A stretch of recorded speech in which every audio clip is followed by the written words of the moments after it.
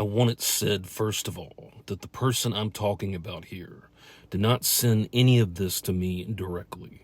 It was sent by a third party who strongly felt I needed to see it.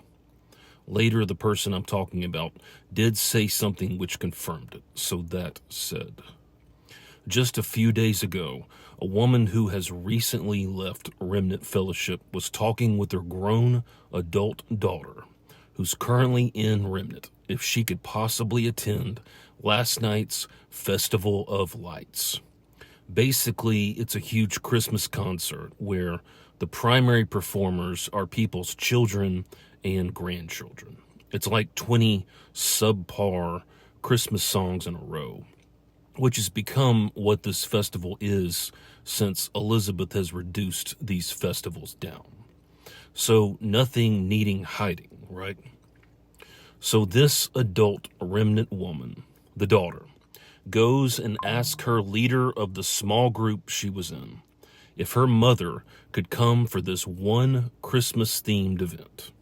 And her small group leader, Mark Jost, who also happens to be one of the heads of Remnant Security, who has harbored some serious hatred of me over the years, centered this forceful reply. So-and-so is not allowed to visit because she posted on Michael's page once at the beginning.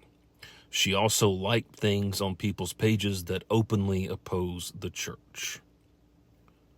So, briefly, I am so fucking tired of hearing these pieces of trash say how they're open to the whole community, or this whole constant talking from leadership about how they're trying to normalize.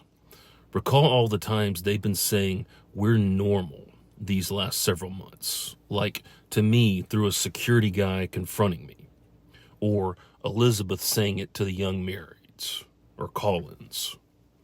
This is fucking ridiculous, as this is just a damned Christmas concert.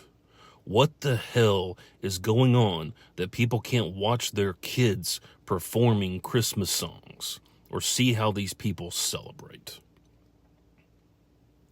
I get that they wouldn't let someone like me into a service, as things have been a little chippy recently with me and Remnant. But this was drastically overblown and overreacted to by these people. They're sitting there like they have some exclusive, better than anyone else social club. And then go and we hear Elizabeth and these leaders on these audios talking about how God's refiner's fire keeps removing people from the church. And they have never, to this day, figured it all out. Why would people leave such an all-consumed by forgiveness in Jesus' love place? Because they have never even been interested in actual Christianity. That's why. By the way, this person we're talking about was an extremely popular, well-liked, sweet older woman who never has hurt anyone, nor said anything harsh against Remnant or anybody. And she's even made comments how she won't put up with bashing RF on her social media. Like she'll remove it. What's the problem? She was simply asking basic questions when she was removed from this controlling cult, like so many others I've heard from. But basically, she has never been attacking in any form or fashion. Insane people. You know, even I, as controversial as this has looked, with the dark settings and wearing black, etc., could walk into and attend practically any church in this whole city tonight if I wanted to, and they would act welcoming, not stopping me and personally frisking me and asking to see my social media. Maybe because they actually want people to come visit and maybe to evangelize or something, but not Remnant. And speaking of social media, That brings me to another disturbing thing about all this. Why in the world is Remnant still keeping up with people who leaves Facebook or social media? We already know how you monitor it 24/7 for members inside the cult. But now we figured out you're keeping up with social media from people that have left too. What the hell is wrong with this place? You've never figured it out, how this looks to everyone else on the planet. You want all control and all praise, and you'll end up with nothing.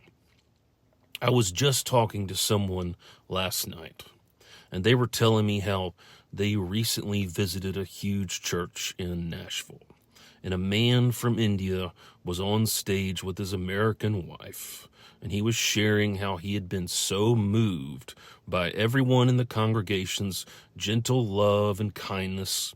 They were trying to win him over, that he was deciding to go back to India and spread the gospel or something, or this church's message to people in that country. Basically, it moved him to look at Christianity as opposed to his old religious beliefs or atheism, and it even made him want to be a missionary, saying how completely godless so many in India are, or they don't have any knowledge or knowing about Jesus or Christianity. As much as I don't have a taste for organized religion or Christianity anymore, and suspect everything at this point, I can at least respect how these people won over this man who had not been originally from the U.S., or at least respect how they treat people.